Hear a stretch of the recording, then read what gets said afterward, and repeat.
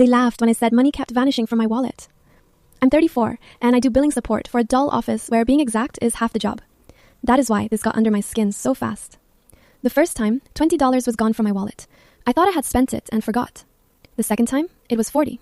The third time, I counted the cash at my kitchen table before work, wrote the amount on a sticky note, and checked again at lunch. Short again. My wallet stayed in the top drawer of my desk. Not smart, maybe, but this was a small office, the kind where people leave phones charging in the break room and assume everyone is housebroken. I stopped doing that after the cash started disappearing. I carried it to lunch, to the copier, even to the bathroom. Still, on the days I left it alone for even 10 minutes, money went missing. I told my manager, Mara, because I wanted a quiet fix, not a scene. She gave me that thin smile people use when they think they are being patient with a child. Colin, who sat 2 rows over and acted like he had been born to teach manners, heard me and said maybe I needed a better system for my own pockets. A couple people laughed.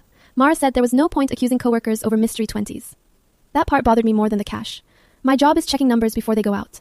If people start thinking you are loose with facts, it sticks. After that, every time I caught a small mistake from someone else, Colin would make a joke about me checking my wallet first. Not mean enough to report, just enough to turn me into the office punchline. I started wondering if I was losing my mind. I checked receipts. I checked coat pockets. I dumped my bag out on the floor one night just to prove to myself I was not inventing this. I was not. It only happened at work, only from that drawer, and only to cash. So I stopped arguing and got precise. On a Thursday, I put 3 fake $20 bills in my wallet.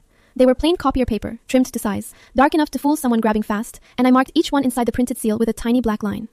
Then, I dusted the cash slot and the top edges of the fake bills with bright blue chalk from a label marker stick I keep for boxes. It looked clean unless you touched it. Touch it, and the powder sat on your fingers like cheap paint. I left the wallet where I always had. I went to the weekly staff meeting 10 minutes later. Halfway through, Colin walked in late and sat down with his usual calm face, coffee in hand, like the room had been waiting for him. That was when I knew. My drawer had been open a crack when I passed my desk. I let Mara get through the sales update. Then I said, as evenly as I could, that before we moved on, someone in the room had just gone into my desk and taken money from my wallet. The room went dead. Mara looked annoyed before she looked concerned. Colin gave this tired little laugh and said, "Here we go again." I said I was not asking anyone to confess. I said the bills were fake, marked, and dusted with blue chalk, and whoever touched them would still have color on their fingers or in a pocket. Then I asked everyone, please, just put both hands on the table. Most people did it right away because normal people want a stupid moment to end. Colin did not. He kept one hand under the table and asked Mara if we were really doing this. Mara told him to put his hands up. His left hand was clean.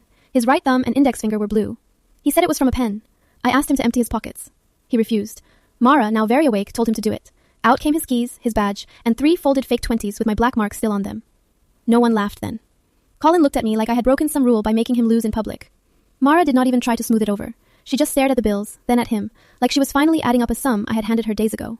Then Tessa from reception said, very quietly, that she had been missing lunch cash too.